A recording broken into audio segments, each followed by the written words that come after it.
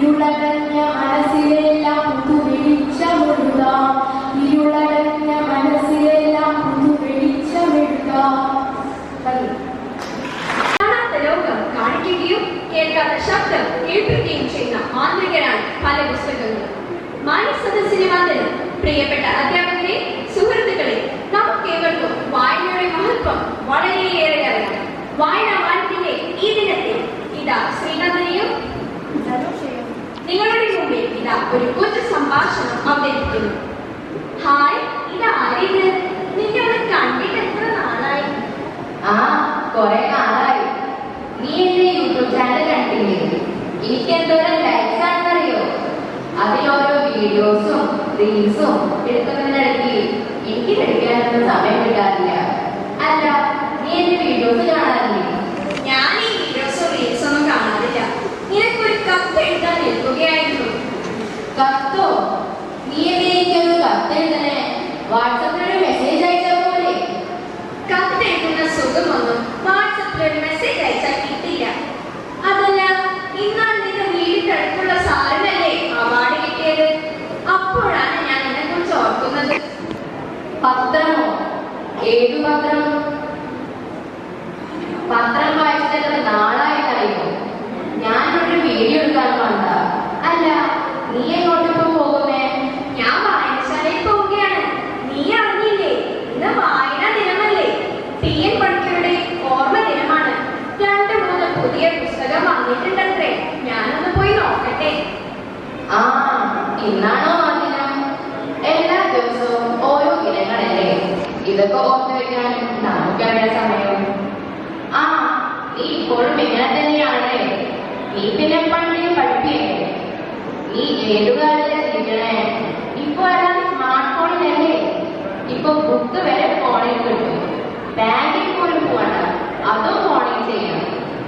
അതേ സുഹൃത്തെ, നിങ്ങൾ ഈ പറയുന്ന എല്ലാം നിറഞ്ഞു നിൽക്കുന്ന ആ മൊബൈൽ ഫോണിൽ നിന്ന് നിങ്ങൾ എപ്പോഴെങ്കിലും പുസ്തകം വായിച്ചിട്ടുണ്ടോ? നമ്മുടെ പൂർവികരിലും പത്രങ്ങളിലും ഇതെല്ലാം പോലെ സ്വന്തം സമൂഹത്തിൽ നിന്നുമാണ് നമുക്ക് ഏറ്റവും വലിയ അറിവ് ലഭിക്കുന്നത്. നീ ഇപ്പോൾ പറഞ്ഞ യൂട്യൂബും ഫേസ്ബുക്കും എല്ലാം ബിസിനസ് നടത്തി പണം സമ്പാദിക്കാനുള്ള മാർഗങ്ങൾ മാത്രമാണ്. നീ പറഞ്ഞത് ശരിയാ. ഇന്നെന്തായാലും വായനാദിനമല്ലേ? ഞാനും വരാം നിന്റെ കൂടെ വായനശാലയിലേക്ക്. കൂട്ടുകാരെ, നമുക്കൊരുമിച്ച് വായിച്ചു വളരാം. കുഞ്ഞുണ്ണി മാഷ് പറഞ്ഞത് ഓർമ്മയില്ലേ? വായിച്ചാലും വളരും, വായിച്ചില്ലെങ്കിലും വളരും. വായിച്ചു വളർത്താൻ വളരും, വായിച്ചില്ലെങ്കിലും വളരും. നന്ദി. Environment Day is observed on June 5th. It is a day to reflect our relationship with the planet. Our environment provides us with air to breathe, water to drink, and food to sustain. Yet, it faces unprecedented challenges due to human activity. Every action we take, no matter how small, can make a difference. From reducing plastic use to conserving water, planting trees, and advocating for sustainable practices, each step counts towards a healthier planet.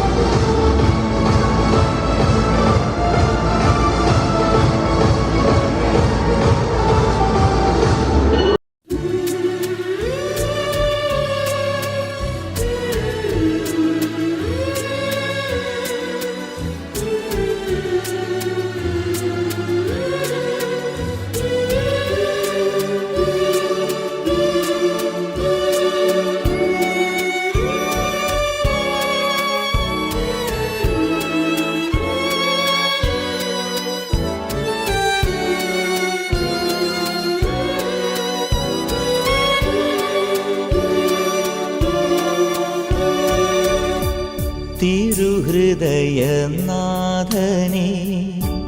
ആധരങ്ങളാലെ ഞാൻ അവിടുത്തെ നാമമെന്നുമേറ്റു പാടുമേ. തിരുഹൃദയനാഥനെ ആധരങ്ങളാലെ ഞാൻ അവിടുത്തെ നാമമെന്നുമേറ്റു പാടുമേ. തിരുഹൃദയമേ, തീരാത്ത സ്നേഹമേ, ആകാശം പോലല്ലോ നിന്റെ വിശ്വസ്തത. തിരുഹൃദയമേ, തീരാത്ത സ്നേഹമേ, ആകാശം പോലല്ലോ നിന്റെ വിശ്വസ്തത. തിരുഹൃദയനാഥനെ ആധരങ്ങളാലെ ഞാൻ അവിടുത്തെ നാമമെന്നുമേറ്റു പാടുമേ.